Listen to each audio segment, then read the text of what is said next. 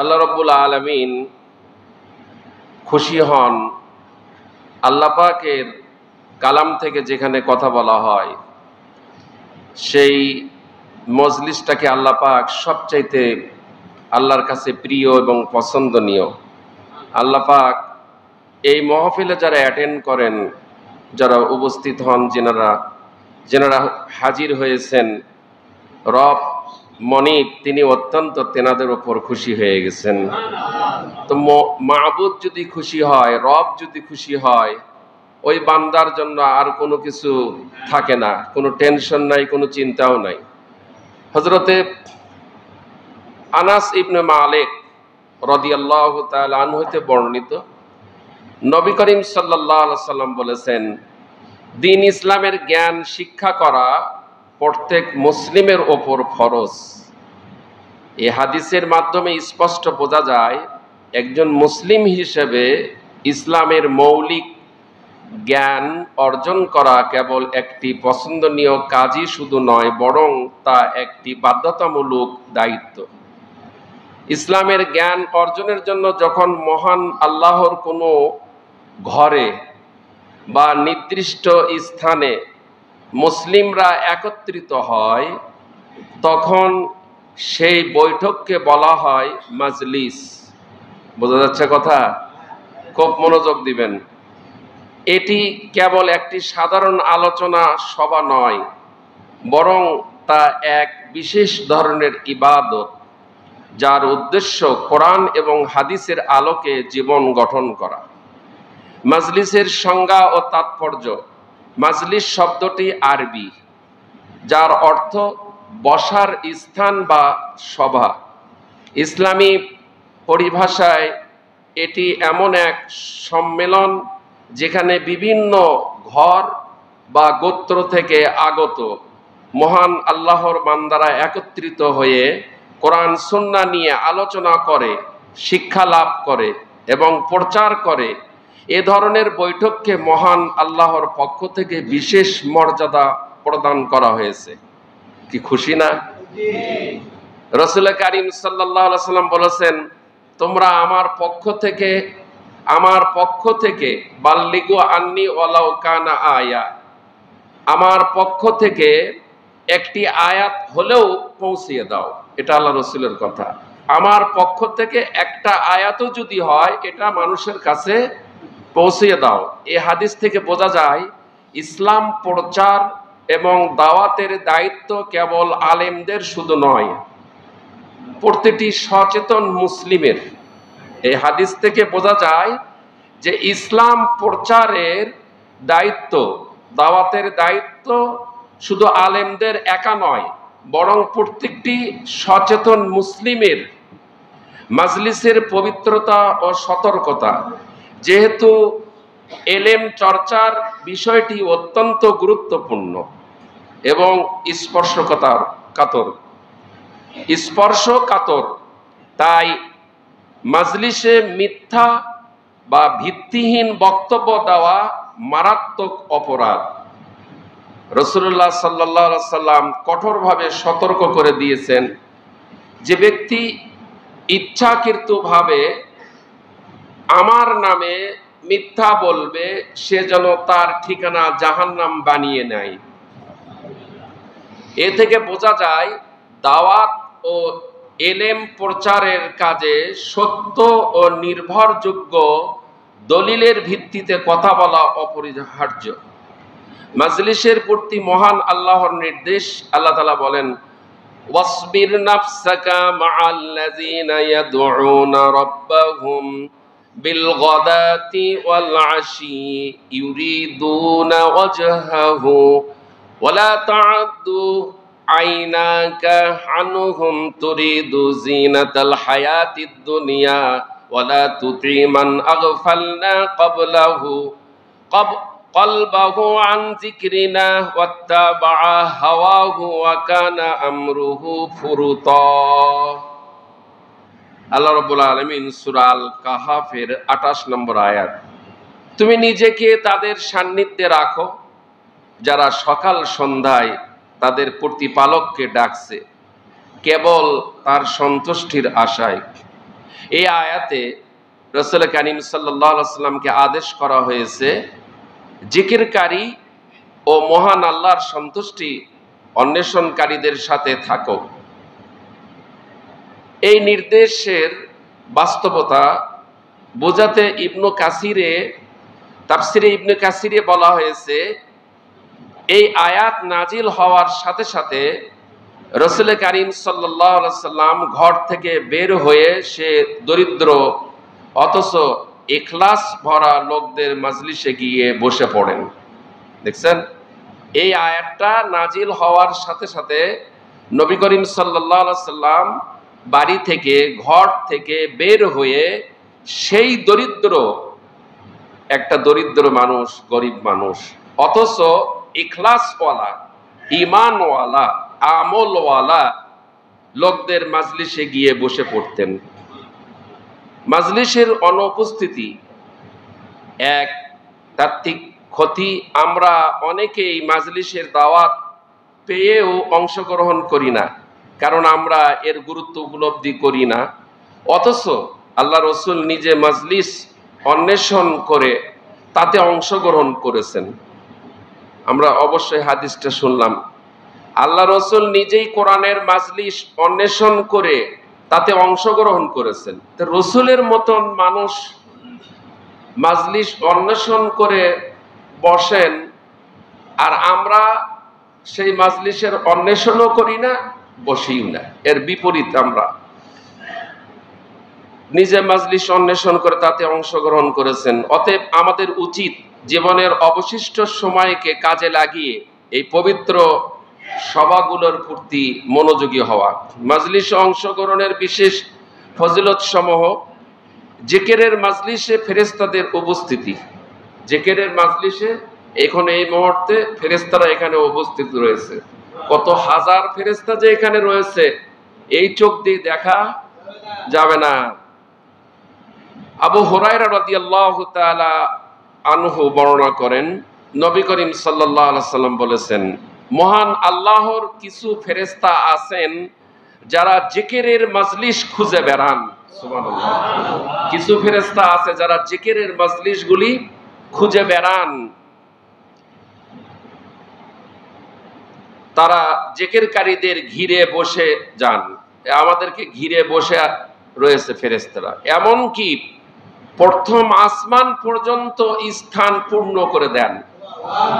এখান থেকে প্রথম আসমানের আলোর গতিতে 500 বৎসরের রাস্তা, আলো চলে প্রতি সেকেন্ডে 1,86,000 মাইল। তাহলে এখান থেকে প্রথম আসমান পর্যন্ত ফেরেশতারা ঘিরে রেখেছেন সম্পূর্ণ এই মাহফিলকে। মহান আল্লাহর কাছে সেই আমলকারীদের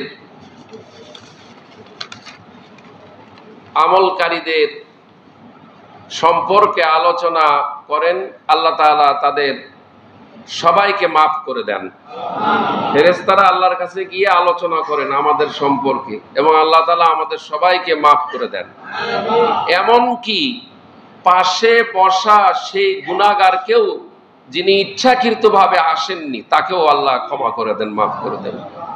ইলম অন্বেষণের মহত্ব নবী করিম সাল্লাল্লাহু আলাইহি ওয়াসাল্লাম বলেন, যে ব্যক্তি ইলম হাসিলের জন্য কোনো পথে চলবে, আল্লাহ তাআলা তার জন্য জান্নাতের পথ সহজ করে দিবেন। আপনারা ইলম অন্বেষণ করার জন্য জয়পুরহাট থেকে এসেছেন, বগুড়া জেলার বিভিন্ন থানা থেকে, উপজেলা থেকে এসেছেন, বগুড়া শহরের বিভিন্ন পাড়া মহল্লা, বিভিন্ন গ্রাম থেকে আপনারা এসেছেন। তেনাদের সম্পর্কে আল্লাহ রসুল বলেন, যে ব্যক্তি ইলম হাসিলের জন্য কোনো পথে চলবে, আল্লাহ তাআলা তার জন্য জান্নাতের পথ সহজ করে দিবেন। এই হাদিস থেকে বোঝা যায়, শুধু ইলমের উদ্দেশ্যে মাজলিসে যাওয়াই জান্নাতের পথ সুগম করে দেয়। এই হাদিস থেকে বোঝা যায়, ইলমে দ্বীন, ইলমে কোরআন, ইলমে সুন্নাহ, এই মাজলিসে যাওয়ার জন্যই শুধু জান্নাতের পথ সুগম করে দেয়, অন্য কোনো মাজলিসে না। এর বিপরীত নেগেটিভ পজিটিভ রয়েছে। এর বিপরীত হচ্ছে গানের কনসার্ট, নাচের কনসার্ট, নাচ গানের যেগুলো অনুষ্ঠান হয়, এই অনুষ্ঠানে যারা অংশগ্রহণ করবে তাদের জাহান্নামের পথ সুগম করে দেওয়া হয়। পথ দুইটা, কোন মুসলমান, কোন ইমানদার জাহান্নামের পথে চলবে না। ইমানদার মুমিন যারা, তারা জান্নাতের পথেই চলবে। যার ইমান নাই, যার ইমান যে নষ্ট করে দিয়েছে, সে জাহান্নামের পথেই সে চলবে। তার কাছে কোরআন ভালো লাগবে না, তার কাছে নাচ গান ভালো লাগবে। এমনকি ফেরেশতাগণ তাদের ডানা পিছিয়ে এলেম অন্বেষণকারীদের সম্মান জানান। সুবহানাল্লাহ, সুবহানাল্লাহ। অনেক আমরা ফজিলত শুনলাম, আজকে আর নয়, আমরা মূল আলোচনার দিকে চলে যাই। আলহামদুলিল্লাহ, আজকে গৃহ নির্মাণ একটা সমিতি আছে, তেনাদের আজকে নির্বাচন, যার কারণেই মুসল্লি সময়ের আগেই পাওয়া গেছে আলহামদুলিল্লাহ। অন্য দিনে এত মুসল্লি কিন্তু এই সময় পাওয়া যায় না, এই 12টা 40-এ মুসল্লি পাওয়া যায় না। আজকে ওনারা আসছেন নির্বাচনের জন্য, ভোট দেওয়ার জন্য, সেই জন্য আজকে ওনাদেরকেও পাওয়া গেছে। অন্য দিনে এই ভাইদেরকেও পাওয়া যায় না, কি বলেন ঠিক কিনা? আলহামদুলিল্লাহ, ভাইরা আসছেন, দুটো কথা কোরআন থেকে ওনারাও শুনবে, আমরাও আলোচনা করব ইনশাআল্লাহ। ওমা তাওফিক ইল্লা বিল্লাহ। একটি কথা বলি, সেটা হচ্ছে যে ভাই, সুন্নত নামাজ পড়ার জন্য সময় দেওয়া হবে ইনশাআল্লাহ। দুনিয়াবি যত কাজ রয়েছে সমস্ত কাজকে নিচে রাখতে হবে, আর ফরজ ইবাদত আল্লাহ পাকের হুকুমকে সবচাইতে ওপরে রাখতে হবে। আমাদের শরীরের মাথা যেমন সবচাইতে ওপর, শরীয়তের হুকুম বিধানগুলি, কোরআন সুন্নাহর আমলগুলি সবচাইতে মাথারও ওপর রাখতে হবে। আমার নির্বাচন আগে নয় ইবাদতকে বাদ দিয়ে, আমার সর্বপ্রথম আল্লাহর হুকুমকে আগে প্রাধান্য দিতে হবে। আমি এখনই যদি মারা যায়, আমার ভোট পড়ে থাকবে এখানে, ফলাফল এখানে পড়ে থাকবে, ক্যান্ডিডেট এখানে পড়ে থাকবে, যারা ভোট দিয়েছে তারাও এখানে পড়ে থাকবে, সবাই পড়ে থাকবে। কিন্তু আল্লাহ পাকের হুকুমটাকে আমাদের আগে প্রাধান্য দিতে হবে। সব কাজ পরে, আল্লাহর কাজ আগে। ফরজ সালাতের আজান দেওয়া হয়েছে, সমস্ত কাজ বন্ধ করে দিতে হবে, কোনো কাজ আর করা যাবে না। আমরা কিন্তু এটা করতে পারি না, পারি নাকি? এখন রাস্তায় যা দেখেন তো, শত শত গাড়ি চলতেছে, এখনো গাড়ি কি বন্ধ আছে? ওরা কি হিন্দু না বৌদ্ধ না খ্রিস্টান না ইহুদি না নাসারা? ওরা সব খাতনা করা মুসলমান। খালি মুসলমান নয়, খাতনা করা মুসলমান। এ সবগুলি মুসলমান হওয়ার পরও সাইকেল, অটো, রিক্সা, গাড়ি, দোকান খোলা রয়েছে এখনো। কিন্তু শরীয়তের বিধান ছিল যে আজান হওয়া মাত্র সব কাজ বন্ধ, নামাজ হবে আবার সব কাজ হবে, আসরের আজান হবে সব কাজ বন্ধ, নামাজ হবে তারপরে কাজ হবে। 5 ওয়াক্ত নামাজের সময় আমি যে পেশায় নিয়োজিত, আমি যদি মুসলিম হই, আমাকে সব কাজ বন্ধ রেখে আমাকে আগে নামাজ আদায় করতে হবে। কিন্তু আমাদের দেশে সেটা আমরা পাই না। নামাজের সময়, আজানের সময় গাড়ি ঠিকই চলে, দোকান ঠিকই খোলা, অফিসও খোলা, সব খোলা, কি বলেন ঠিক কিনা? তো এই জায়গাতে লোকগুলি কি বসে রয়েছে অন্য ধর্মের না মুসলিম ধর্মের? মুসলমান ধর্মের লোকই এই জায়গাগুলিতে রয়েছে, কিন্তু তারা ইচ্ছাকৃতভাবে নামাজ ছেড়ে দিচ্ছে। আসলে শরীয়তকে অমান্য করতেছে, আল্লাহর বিধানকে, আল্লাহর হুকুমকে তারা অমান্য করে চলছে। সম্মানিত উপস্থিতি, সূরা তাহার 124 নম্বর আয়াত। আপনাদের আর একটু না চাপে বসলে ভালো হয়, আপনারা ফাঁকা জায়গার ভিতর ঢুকে পড়েন, ফাঁকা জায়গার ভিতর ঢুকে পড়েন, কোনো অসুবিধা নাই। যখন নামাজের জন্য দাঁড়াবে তখন জায়গা বেড়ে যাবে ইনশাআল্লাহ। এখন তো আমরা মানে একটু সুবিধা মতো বসছি, আসলে অনেক সময় বসে থাকা তো, সেজন্য কাতারের মাঝখান দিয়ে আপনারা কিছু ভাই বসতে পারবেন। দুই কাতারের মাঝখান দিয়ে কিছু ভাই বসেন, আরামে কোরআন শোনেন। আল্লাহ সকলকে তৌফিক দান করুন। এটা কি মসজিদে দান করলেন? আচ্ছা, ঠিক আছে। আল্লাহ রাব্বুল আলামিন কোরআনুল কারীমে সূরা তাহার 124 নম্বর আয়াত, ওমান আ'রাদা আন যিকরি, যারা আমার জিকির থেকে নসিহত নামা অর্থাৎ এই কোরআন থেকে মুখ ফিরিয়ে নিবে। আল্লাহ রাব্বুল আলামিন বলেন, এই কোরআনকে যারা অবমূল্যায়ন করবে, এরকম মুসলমান আছে কিনা? এরকম মুসলমান আছে কোরআন থেকে মুখ ফিরিয়ে নিয়েছে, কোরআনকে অবমূল্যায়ন, কোরআনের নসিহত শুনতে চায় না। কথাটা কি সত্য না অসত্য? বাস্তব না অবাস্তব? এই গোলামটা, আল্লাহর এই গোলামটা অবাস্তব অসত্য কোনো মিথ্যা কথা বলে না, চোখে যা দেখে সত্য বলার জন্য চেষ্টা করে। সম্মানিত উপস্থিতি, তাহলে যারা কোরআন থেকে যারা মুখ ফিরিয়ে নিয়েছে, মুখ ফিরিয়ে যারা নিবে, তাদের কি অবস্থা হবে সেটাও আল্লাহ রাব্বুল আলামিন বলে দিয়েছেন। ফাইন্না লাহু মাঈশাতান দানকা, দুনিয়ার জীবনে তারা পেরেশানিতে থাকবে, পেরেশানিতে থাকবে, টেনশন, চিন্তা, শান্তি নাই, অশান্তি। একটি মাত্র কারণ, এরা কোরআন থেকে মুখ ফিরিয়ে নিয়েছে, আল্লাহর জিকির থেকে, আল্লাহর হুকুম থেকে, আল্লাহর নসিহত থেকে এরা মুখ ফিরিয়ে নিয়েছে। এজন্য এদের দুনিয়ার জীবনে শান্তি নাই। শান্তি তাদের যারা কোরআনের দিকে রয়েছে, যারা কোরআনের পক্ষে যারা রয়েছে, কোরআনকে যারা কলিজা দিয়ে ভালোবাসে, কোরআনকে যারা সবচাইতে মহব্বত করে, তারাই শান্তিতে রয়েছে। আছে কিনা? তারাই শান্তি। শান্তি তো এই জায়গায়। দুনিয়ার জীবনে তারা পেরেশানিতে থাকবে, তাদের বাঁচার সামগ্রী সংকুচিত হয়ে যাবে। কথা বলেন ঠিক কিনা?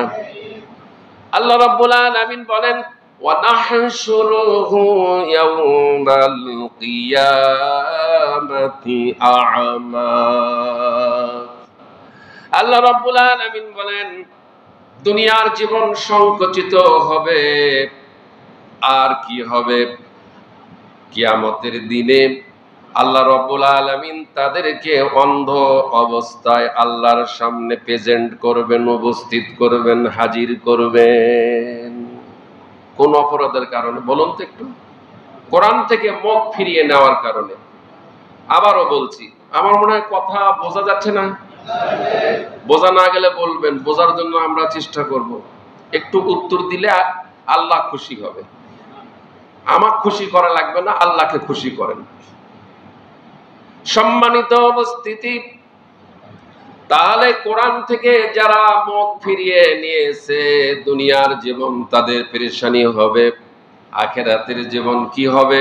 আল্লাহ রাব্বুল আলামিন বলেন, কিয়ামতের দিনে আমি আল্লাহ তাদেরকে অন্ধ অবস্থায় আমার সামনে হাজির করব। এরপরে কি হবে? 125 নম্বর আয়াত, সূরা তাহা। ক্বালা রাব্বি লিমা হাশারতানি আ'মা ওয়া ক্বাদ কুনতা বাসীরা। ক্বালার ফাইল তারা বলবে, এই অন্ধ ব্যক্তিরা বলবে। কারা বলবে? আরবি গ্রামার ক্বালার ফাইল হচ্ছে অন্ধ ব্যক্তি, এই অন্ধরা বলবে, এই চোখ কানারা বলবে। কি বলবে? রব্বি, হে আমাদের রব, লিমা হাসারতানি আমা, আমরা তো দুনিয়াতে আমরা চক্ষুষ্মান ছিলাম, চক্ষু আমাদের চোখ ওয়ালা ছিলাম, কানা ছিলাম না। ওয়াকাদ কুনতা বাসীরা,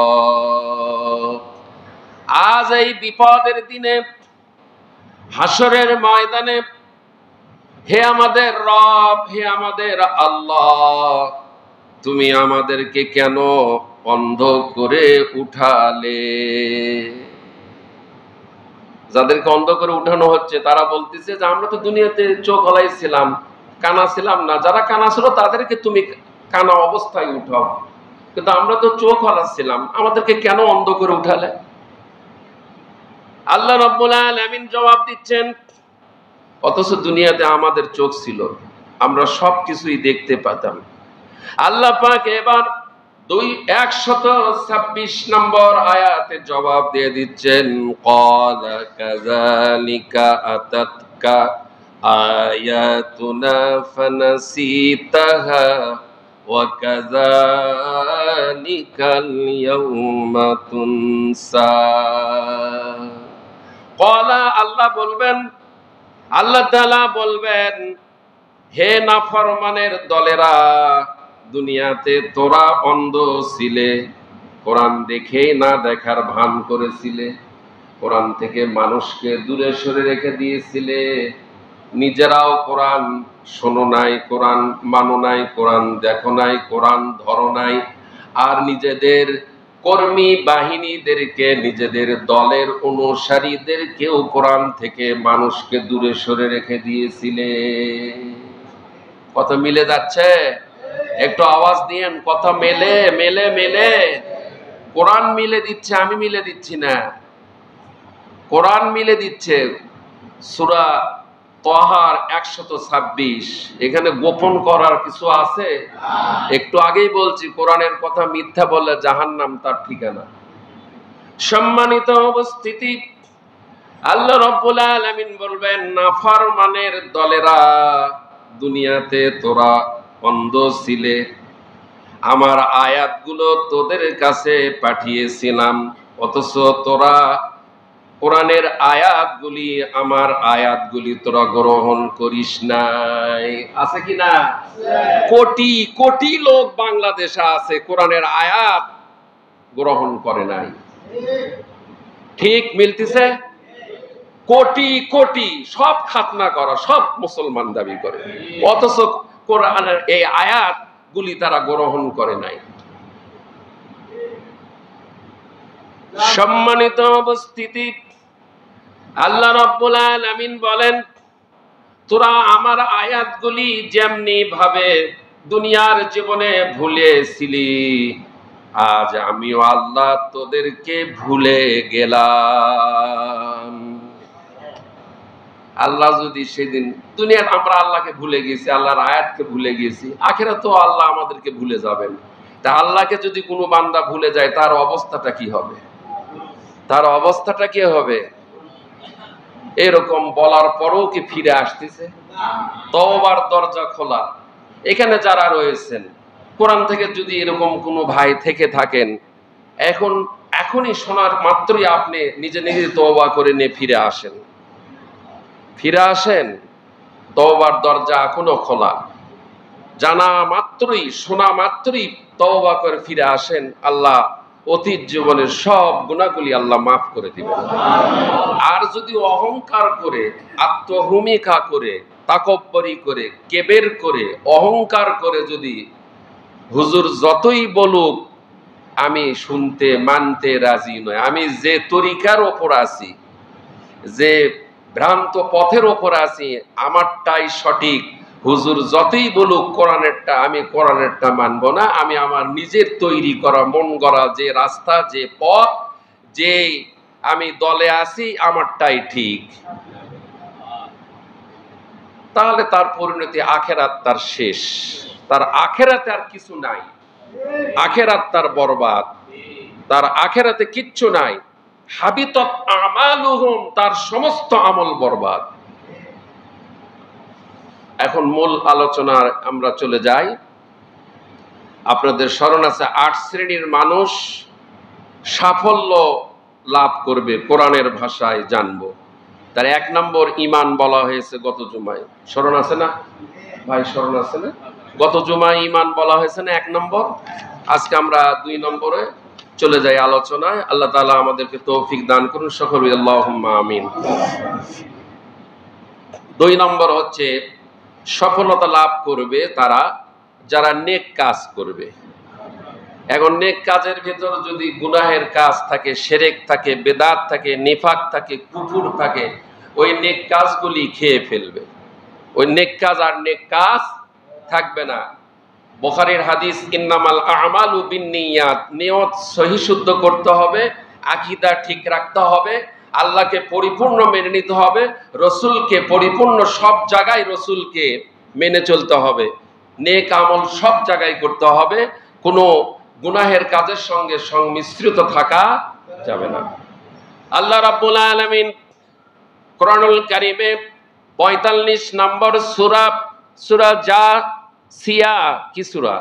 জাসিয়ার 30 নম্বর আয়াত, নেক কাজ যারা করবে সফল কাম হবে তারা, ফাআম্মাল্লাযীনা আমানু ওয়া আমিলুস সালিহাতি ফায়ুদখিলুহুম রাব্বুহুম ফি রাহমাতিহি যালিকা হুয়াল ফাওজুল মুবিন।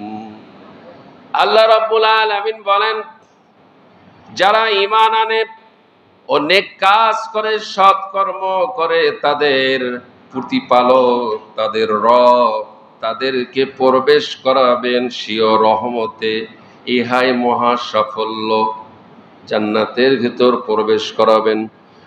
অন্য জায়গায় আল্লাহ রাব্বুল আলামিন বলেন, ইন্নাল্লাযীনা আমানু ওয়া আমিলুস সালিহাতি কানাত লাহুম জান্নাতুল ফিরদাউসি নুজুলা খালিদিনা ফিহা লা ইয়াবগুনা আনহা হিওয়ালা।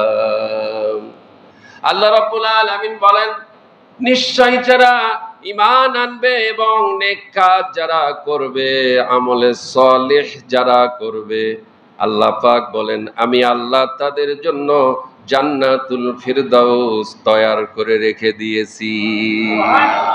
2টি কাজ, ঈমান আর আমলে সালেহ, এই 2টি কাজ করলেই জান্নাতের 8টি জান্নাতের সর্বোত্তম সর্বশ্রেষ্ঠ জান্নাত জান্নাতুল ফিরদাউস, যে জান্নাতের ভিতর থাকবে সমস্ত নবী রসুলগণ, যে জান্নাতের ভিতর থাকবে সমস্ত সাহাবায়ে কেরামগণ, যে জান্নাতের ভিতর থাকবে যারা আল্লাহর দ্বীনের জন্য জানটা, ইসলামের জন্য, কোরআন সুন্নাহর জন্য জীবনটা দিয়েছেন, যারা শহীদ হয়েছেন, এই শহীদগণ থাকবে জান্নাতুল ফিরদাউসের ভিতর নবী রসুল সাহাবায়ে কেরামদের সঙ্গে। যেহেতু শহীদগণ দুনিয়ায় কোনো নিজের জীবনের মায়া করে নাই, দুনিয়ার মায়া করে নাই, স্ত্রী সন্তান পিতামাতা কাহারও মায়া করে নাই, শহীদগণ আল্লাহর সন্তুষ্টির জন্য নিজেদের জীবনগুলি আল্লাহর জন্য, কোরআনের জন্য, ইসলামের জন্য উৎসর্গ করে দিয়েছেন। আল্লাহ রাব্বুল আলামিন শহীদদের মর্যাদা জান্নাতুল ফিরদাউস তৈয়ার করে রেখে দিয়েছেন। তাহলে আল্লাহ পাক কোরআনুল কারীমে আমরা জানতে পারলাম, নেক কাজ করবে যারা সফল কাম হবে তারা। সুবহানাল্লাহ বলেন। আল্লাহ রাব্বুল আলামিন কোরআনুল কারীমে অসংখ্য জায়গায় ঈমান এবং আমলে সালেহ, নেক কাজের কথা বলেছেন, ঈমানের কথা বলেছেন। 3 নম্বর, as-sidqu সত্যবাদী, as-sidqu সত্যবাদী, সততা। সূরা আল মাইদার যারা সত্যবাদী তারা সফল কাম হবে, সুবহানাল্লাহ বলেন। সূরা মাইদার 119 নম্বর আয়াত, قال الله هذا يوم ইয়ানফাউস সাদিকিনা সাদিকিনা সিদকুহুম লাহুম জান্নাতুন তাজরি মিন তাহতিহাল আনহারু খালিদিনা ফিহা আবাদা রাদিয়াল্লাহু আনহুম ওয়া রাদু আন যালিকাল ফাওজুল আযীম। আল্লাহ রাব্বুল আলামিন বলেন, এই সেই দিন যেদিন সত্যবাদীগণ তাদের সত্যতার জন্য উপকৃত হবে, তাদের জন্য আছে জান্নাত। সুবহানাল্লাহ বলেন। আল্লাহ পাক বলেন, এই সেই দিন যেদিন সত্যবাদীগণ তাদের সত্যতার জন্য উপকৃত হবে, তাদের জন্য আছে জান্নাত। সত্যবাদী লোকের সংখ্যা বাংলাদেশে কম না বেশি? কম, কম, বেশি নয়। সত্যবাদীর সংখ্যা খুবই কম, পাওয়া যায় না সত্যবাদী, কথায় কথায় মিথ্যা। আল্লাহ পাক বলেন, যার তলদেশে নদী প্রবাহিত, খালিদিনা ফিহা আবাদা, তারা সেখানে চিরস্থায়ী ভাবে আল্লাহর জান্নাতের ভিতর তারা অবস্থান করবে। আল্লাহ জান্নাতি মেহমানদের প্রতি সন্তুষ্ট, আর যারা মেহমান তারাও আল্লাহর প্রতি, মেজবানের প্রতি সন্তুষ্ট। জোরে বলেন সুবহানাল্লাহ। ইহাই মহা সফলতা। তাহলে কয় নম্বর? 3 নম্বর। কয় নম্বর? 3 নম্বর মহা সফলতা।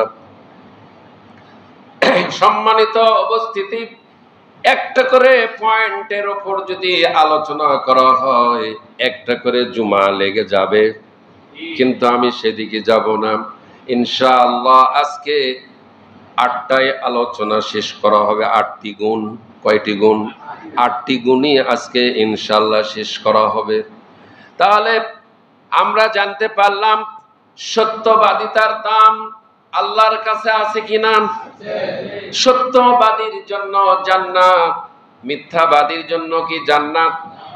যারা মিথ্যার সঙ্গে লেগে আছে, যারা কথায় কথায় মিথ্যা কথা বলে, এদের জন্য জাহান্নাম। এদের জন্য কি জাহান্নাম?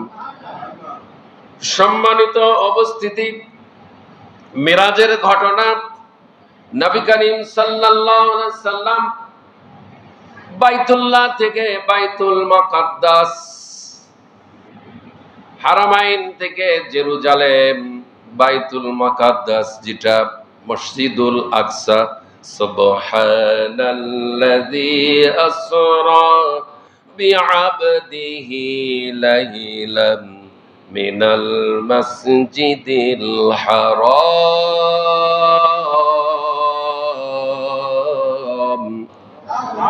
ইলাল মাসজিদিল আকসাল্লাযী বারাকনা হাওলাহু লিনুরিয়াহু মিন আয়াতিনা ইলা আখিরিল আয়াত। আল্লাহ রাব্বুল আলামিন বলেন, মসজিদে হারাম থেকে মসজিদে আকসা পর্যন্ত আমি আমার বান্দাকে ভ্রমণ করাইছি। আবার এখান থেকে শেষ নয়, এখান থেকে 7 আসমান পাড়ি দিয়ে আর সে আজিমে নিয়ে গেছি আমি আমার বান্দা রাসূলকে। মেরাজ থেকে ঘুরে আসার পর আবু জাহেলের সঙ্গে দেখা। আবু জাহেল বলে, প্রতিদিন তো নতুন নতুন কথা বলো মুহাম্মদ, আপনারা বলেন সাল্লাল্লাহু আলাইহি সাল্লাম, আজকে কি কোনো নতুন কথা আছে নাকি? বলে, আজকে নতুন কথা আছে। আল্লাহর হাবিব বললেন, বলে নতুন কথা আছে। এই কথাটা যখনই আমি তোমাকে বলবো আবু জাহেল, তখনই তোমার মাথা খারাপ হয়ে যাবে। কি হয়ে যাবে? মাথা খারাপ হয়ে যাবে। তখনই তো তুমি আমাকে উল্টা পাল্টা বলবে। কিন্তু আল্লাহর হাবিব জানিয়ে দিলেন, বলিয়ে দিলেন, আবু জাহেল, আমি এই মাত্রই মিরাজ থেকে এসেছি সকালবেলা। এই মাত্রই আমি 7 আসমান পাড়ি দিয়ে আল্লাহর সঙ্গে দিদার করে, মোলাকাত করে, সাক্ষাৎ করে আমি এসেছি। আবু জাহেল বলল, খাইছে। এতদিন মাথাটাও ভালোই ছিল মুহাম্মদ সাল্লাল্লাহু আলাইহি সাল্লামের, কিন্তু আজকে থেকে মোটেই খারাপ হয়ে গেল মাথা তার। যেটা বলেন নাউজুবিল্লাহ। আবু জাহেল চিন্তা করল মুহাম্মদ সাল্লাল্লাহু আলাইহি সাল্লামের 1 নম্বর ভক্ত কে, তার নাম কি? আবু বকর। কি নাম তার? আবু বকর। আবু বকরের কাছে গিয়ে আবু জাহেল বলল, আবু বকর তুমি কি জানো নাকি? বলে না জানি না। কেমন ভক্ত তুমি? বলে হ্যাঁ আমি ভক্ত। বলে আজকের রাত্রিতে তোমার রাসূল মুহাম্মদ সাল্লাল্লাহু আলাইহি সাল্লাম নাকি মিরাজে গিয়েছিল, আর সে আজিমে নাকি গিয়েছিল, তুমি কি বিশ্বাস করো? আবু বকর সিদ্দিক রাদিয়াল্লাহু তাআলা আনহু বললেন, সাদ্দাকতা ওয়া বারাকতা। রাসূল যদি সত্যিই বলে থাকে এই কথা, তাহলে আমি আবু বকর 1 সেকেন্ডের ভিতর আমি বিশ্বাস করে নিলাম। আমার কোনো দ্বিধা নাই, আমি এইমাত্রই বিশ্বাস করে নিলাম। সম্মানিত উপস্থিতি, সত্যের দাম অনেক। কুরআনুল কারীমে অসংখ্য জায়গায় সত্যের আয়াত এসেছে, না আসে নাই? তাহলে সত্যবাদীর জন্য আল্লাহ পাক জান্নাত তৈরি করে রেখে দিয়েছেন। সম্মানিত উপস্থিতি, এবার আসেন 4 নম্বর। কোরআনে 8 শ্রেণীর মানুষ সফলতা, তার কয় নম্বর বলছি? 4 নম্বর বলতেছি। আল্লাহ এবং তার রাসূলের আনুগত্য যারা জীবনের প্রতি ক্ষেত্রে করবে। 14 নম্বর সূরা, সূরাটির নাম হচ্ছে নূর, 52 নম্বর আয়াত। وَمَن يُطِعِ اللَّهَ وَرَسُولَهُ وَيَخْشَ اللَّهَ وَيَتَّقْهِ وَأُولَئِكَ هُمُ الْفَائِزُونَ।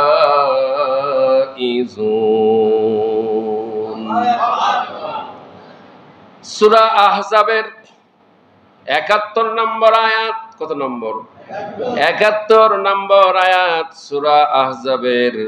অন্য আরেকটি সূরার ভেতরে একই আয়াত এসেছে, যারা আল্লাহ এবং তার রাসূলের আনুগত্য করে তারা অবশ্যই মহান ফাকাদ ফাযা ফাওজান আযীমা, তারা অবশ্যই মহা সাফল্য অর্জন করবে। সুবহানাল্লাহ বলেন। সম্মানিত উপস্থিতি, বাংলাদেশে কোটি কোটি মুসলমান রয়েছে যারা আল্লাহ এবং রাসূলের আনুগত্য করে না, আনুগত্য করে শয়তানের। কার? আর কথা নাই। আপনারা কি কষ্ট পাচ্ছেন? কোরআনের কথা বলতে কেউ কষ্ট পান? মন খারাপ করতেছেন? সম্মানিত উপস্থিতি, মুসলমান দাবি করে কিন্তু আল্লাহ এবং রাসূলের আনুগত্য করে না। কথা বলেন ঠিক কিনা? আনুগত্য করে শয়তানের। কার আনুগত্য করে? শয়তান। কয় রকম বলেন তো? 8 নম্বর পারার প্রথম পৃষ্ঠা আয়াত রয়েছে, শয়তান 2 রকম। আর আমাদের জানা পরিচিত সূরা, যে সূরাটা আমরা সব সময় পড়ি, কোরআনুল কারীমের শেষ সূরা যেটি, সেই সূরাটির নাম কি বলেন তো? সূরাটি সূরা আন-নাস। এই সূরার ভিতরে শয়তান কয় রকম রয়েছে? মিনাল জিন্নাতি ওয়ান নাস, জিন আর ইনসান 2 রকম শয়তান। তাহলে মানুষের ভিতরেও 2 রকম শয়তান রয়েছে। জিন এক রকম শয়তান, মানুষ এক রকম শয়তান। শয়তান কয় রকম? মানুষ শয়তানগুলিকে চিনতে চান নাকি, জানতে চান নাকি, বুঝতে চান নাকি? তাহলে আমি কোরআন থেকে বলে দিব।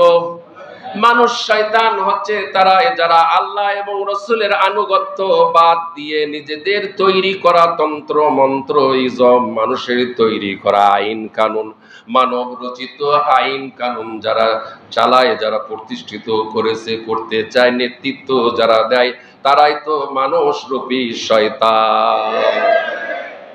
আল্লাহ এবং রাসূলের আনুগত্য বাদ দিয়ে নিজেদের আনুগত্য, কোরআন সুন্নাহর সাথে কোনো মিল নাই, আলাদা রাস্তা, আলাদা পথ তৈরি করে মানুষকে সেদিকে ঘিরাচ্ছে, ডাক দিচ্ছে। অথচ কোরআনুল কারীমে আল্লাহ রাব্বুল আলামিন বলেন, ومن أحسن قولا ممن دعا إلى الله وعمل صالحا وقال إنني من المسلمين। তার কথার চাইতে আর কার কথা উত্তম? যে ব্যক্তি আল্লাহর দিকে ডাকে। আমি যে বসছি 12টা 20-এ 25-এ, প্রতি জুমায় তাই আলোচনা করি। 12টা 20 25-এ 1টা 20 পর্যন্ত আলোচনা ইনশাআল্লাহ চলবে। ইনশাআল্লাহ চলবে তো ইনশাআল্লাহ, যত কষ্টই হোক 1টা 20 পর্যন্ত। আর 10 মিনিট সময় আমার হাতে আছে তো ইনশাআল্লাহ। কথা না বলি, রাস্তা ছেড়ে দেন, দোতলায় 3 তলায় চলে যাবেন, ছাদে চলে যাবেন, না হলে এই সাইডে পার্কে বসে থাকেন। যে যেখানে জায়গা পান সেখানে অবস্থান নেন কষ্ট করে, কিন্তু কথা বলবেন না। আপনাদের হাত পা ধরে অনুরোধ করছি আল্লাহর হস্তে, আজকে যে যেখানে জায়গা পাবেন সেখানে দাঁড়িয়ে যাবেন, সেখানে নামাজ আদায় করবেন। করার কিছু নাই, মসজিদ ছোট। আপনারা দোয়া করেন এই মসজিদ যা আছে তার 4 গুণ বৃদ্ধি হোক, বলেন আমিন। এই জায়গাটার ভিতর গুনাহ হয় কিনা, তাহলে এই জায়গাটা বন্ধ করে দিয়ে এই দিকে, এই পশ্চিম দিকে আর দক্ষিণ দিকে মসজিদ বড় করলে কি কোনো কারো অসুবিধা আছে? যদি কারো অসুবিধা থাকে তাহলে বলেন যে অসুবিধা আছে। আমরা ইনশাআল্লাহ এই দক্ষিণ দিকেও বাড়াবো, পশ্চিম দিকেও বাড়াবো। মসজিদটা যেন বিশাল মসজিদ হয়, এর ভেতর ছেলে মেয়ে আসে অবৈধ প্রেম প্রীতি ভালোবাসা এখানে জোড়ায় জোড়ায় বসে থাকে, থাকে কি থাকে না? এই গুনাহের কাজটা বন্ধ করে দাও, ফরজে আইন। নামাজি মুসল্লি অথচ আমরা মুখ খুলি না, এর ভেতর গুনাহের কাজ চলছে প্রকাশ্য ভাবে। বাড়িতে বোর্ডিং এ ওতে ঘাতে গোপনে করুক, সেটা করার তো জায়েজ নাই, কিন্তু প্রকাশ্য ভাবে করতেছে, এটা বন্ধ করা ইমানি দায়িত্ব নামাজি মুসল্লি। আল্লাহর কাছে এই বগুড়া শহরের প্রত্যেকটি মুসলমানকে জবাব দিতে হবে, তোমরা কেন এই গুনাহের কাজ বন্ধ করে নাই। আমরা দেখেছি দেশ, এটা বয়স কত আমার কোনো জানা নাই, এই পৌর পার্কটা যেদিন থেকে হয়েছে কত প্রশাসনিক লোক আসলেন গেলেন, মৃত্যুবরণ করলেন, কিন্তু এই গুনাহের কাজটা এখানে বন্ধ হয় নাই। এই গুনাহের কাজটা বন্ধ হয় নাই।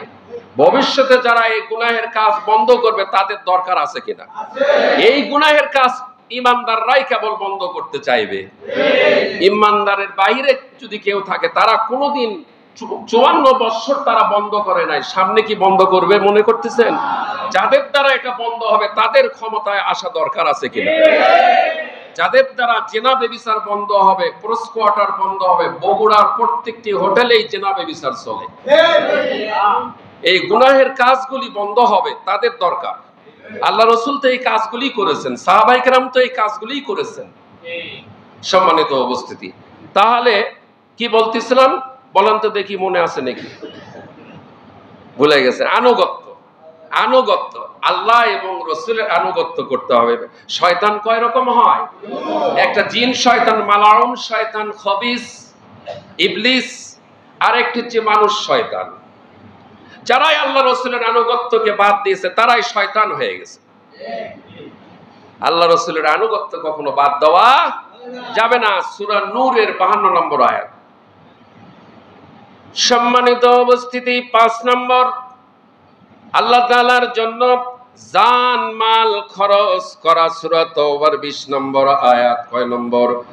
আল্লাযীনা আমানু ওয়া হাজারু ওয়া জাহাদু ফি সাবিলিল্লাহি বিআমওয়ালিহিম ওয়া আনফুসিহিম আ'জামু দারাজাতিন ইনদাল্লাহি ওয়া উলাইকা হুমুল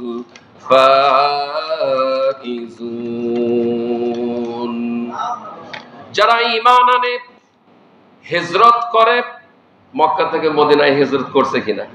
যারা ঈমান আনে, হিজরত করে এবং নিজেদের সম্পদ, মাল এবং নিজেদের জীবন দ্বারা আল্লাহর পথে যারা জিহাদ করে, তারাই তো আল্লাহর নিকট মর্যাদায় শ্রেষ্ঠ, আর তারাই হচ্ছে সফল কাম। আবারও বলছি, আপনারা এদিক সেদিক নড়াচড়া করেন না, তাহলে আলোচনার বিঘ্নতা হবে। আলোচনার বিঘ্নতা ঘটায় না, যে যেখানে আছেন একটু কষ্ট করে বসেন, একটু কষ্ট করে দাঁড়িয়ে থাকেন, বসেন, যেটাই হোক, নড়াচড়া করবেন না। যারা ঈমান আনে, হিজরত করে এবং নিজেদের সম্পদ এবং জীবন দিয়ে যারা আল্লাহর পথে যারা জিহাদ করে, তারা আল্লাহর নিকট সবচাইতে শ্রেষ্ঠ মর্যাদাবান এবং তারাই হবে জান্নাতি, তারাই হবে সফল কাম। 6 নম্বর তাকওয়া। 6 নম্বর যারা তাকওয়া রয়েছে, ওই যে 8টি গুণ, তার 6 নম্বর গুণ হচ্ছে তাকওয়া। সফলতা কারা, কামিয়াব কারা, সফল কারা, তাদের অ্যাড্রেস, তাদের ডিসক্রিপশন বর্ণনা করা হচ্ছে। ওয়ায়াখশাল্লাহা ওয়ায়াত্তাকিহি ফাউলাইকা হুমুল ফাইজুন। যারা আল্লাহকে ভয় করে এবং তার অবাধ্যতা হইতে সাবধান থাকে।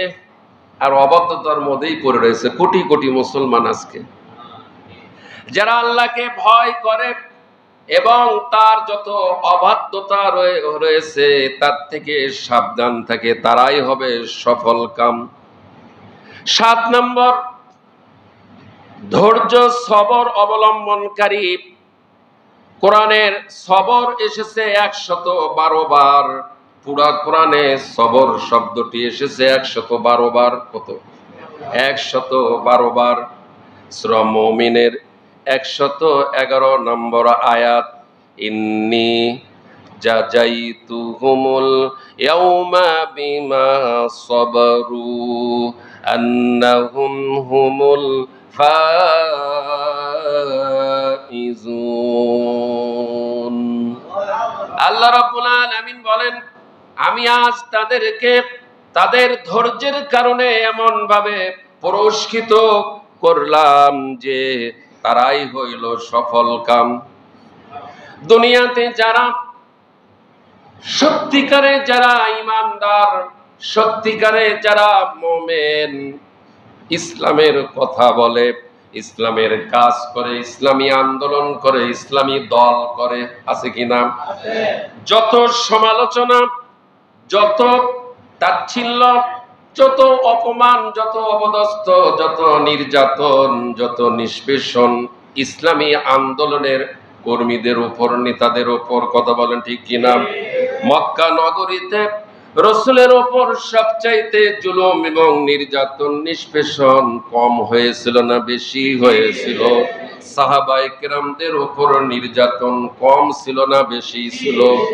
সম্মানিত উপস্থিতি, একজন সাহাবী একটা পা একটা উটের সঙ্গে বেঁধে দিয়েছে কাফেররা, আরেকটি পা আরেকটা উটের সঙ্গে বেঁধে দিয়েছে। দুইটি পা দুইটি উটের সঙ্গে বেঁধে দিয়েছে। দুইটি উট দুই দিকে যখন দৌড় দিয়েছে, আস্ত সাহাবী চিরে দ্বিখণ্ডিত হয়ে গেছে। হযরতে বিলাল রাদিয়াল্লাহু তাআলা আনহু ইসলামী আন্দোলন করার কারণে, আল্লাহর বিধানকে জমিনে কায়েম করার কারণে হযরতে বিলাল রাদিয়াল্লাহু তাআলা আনহুকে উত্তপ্ত মরুভূমির বালুর উপর একটা উটের সঙ্গে হযরতে বিলালের পাটা বেঁধে দিয়েছে। উটটা যখন দৌড়াতে দৌড়াতে হাঁপাতে হাঁপাতে উট যখন আর দৌড়াতে পারে না, উটের পা থেকে হযরতে বিলাল, যিনি ইসলামের প্রথম মুয়াজ্জিন, হযরতে বিলাল রাদিয়াল্লাহু তাআলা আনহুকে উটের পা থেকে দড়িটা খসাইয়া উত্তপ্ত মরুভূমির বালুর উপর হযরতে বিলালকে শুয়ে দিয়েছে। হযরতে বিলালকে শুয়ে দেওয়ার পর হযরতে বিলাল যেন নড়াচড়া করতে না পারে, সেজন্য বিলালের বুকের উপর বিশাল একখানা পাথর চাপা দিয়েছে। আর চতুর্দিক থেকে কাফের বেঈমানগুলি হযরতে বিলালকে বলছে, বিলাল, এখনো মুহাম্মাদের আল্লাহকে ভুলে যা, এখনো লাত মানত উজ্জা হবলের উপর ঈমান আন, এখনো ঈমান তুই ছেড়ে দে, তাহলে তোকে আমরা ছেড়ে দিব। হযরতে বিলাল রাদিয়াল্লাহু তাআলা আনহু নির্যাতনের ভেতর দিয়ে হযরতে বিলাল কথা আর বলতে পারতেছে না, নড়াচড়া বন্ধ। যখন এই কাফের বেঈমানদের আওয়াজটা যখন হযরতে বিলালের কানের পৌঁছে গেছে, হযরতে বিলাল সঙ্গে সঙ্গে শাহাদত আঙ্গুলখানা উঁচু করে বলতেছে, আহাদ আহাদ লা ইলাহা ইল্লাল্লাহ, লা ইলাহা ইল্লাল্লাহ। সম্মানিত উপস্থিতি, এত নির্যাতন করার পরও সাহাবায়ে কেরাম ইসলামী আন্দোলন ছেড়ে দেয় নাই, ইসলাম থেকে দূরে সরে যায় নাই, জীবন দিয়েছে, প্রাণ দিয়েছে। হযরতে খাব্বাব রাদিয়াল্লাহু তাআলা আনহু, হযরতে ওমর একদিন দেখতে পেলেন হযরতে খাব্বাবের জামাটা যখন খুলেছে, হযরতে খাব্বাব রাদিয়াল্লাহু তাআলা আনহুর পেটের ভেতর অসংখ্য গর্ত। হযরতে ওমর বললেন, ওগো খাব্বাব, খোবাইব, খাব্বাব তোমার পেটে কেন এত গর্ত? খাব্বাব বললেন, ওমর তুমি জানো না, ইসলামী আন্দোলন করার কারণে, ইসলামকে কায়েম করার জন্য, কোরআনের রাজ কায়েম করার জন্য, দ্বীনকে প্রতিষ্ঠিত করার জন্য আমি খাব্বাব, আমার ওপর কাফের বেঈমানরা এত নির্যাতন করেছে। হযরত ওমর, ভাই ওমর তুমি শোনো, আগুন জ্বালাইয়া আগুনের ওপর আমাকে চিৎ করে শুয়ে দিয়ে একটা পাথর চাপা দিয়েছে। ওই আগুনগুলি আমার শরীরের চামড়া ভেদ করে, গোস্ত ভেদ করে যে গর্তগুলি হয়ে গেছে, আজও পর্যন্ত আমি খাব্বাব, আমার ওই শরীরের গর্তগুলি আজও পর্যন্ত পূরণ হয় নাই। সম্মানিত উপস্থিতি, তাহলে বলতেছিলাম ধৈর্য, সবর, ধৈর্যধারীর সঙ্গে আল্লাহ আছে। কে আছে? ইন্নাল্লাহা মা'আস সাবিরিন। অবশ্যই ধৈর্যশালীর সাথে আল্লাহ রয়েছেন। আর একটি পয়েন্ট ইনশাআল্লাহ এটাই বলেই শেষ হয়ে যাবে। কষ্ট হচ্ছে নাকি?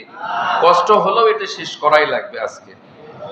8 নম্বর গুণ, আল্লাহর সাথে ব্যবসার ওয়াদা ঠিক রাখলে হবে, আল্লাহ পাক তাদের জন্য জান্নাত দান করবেন।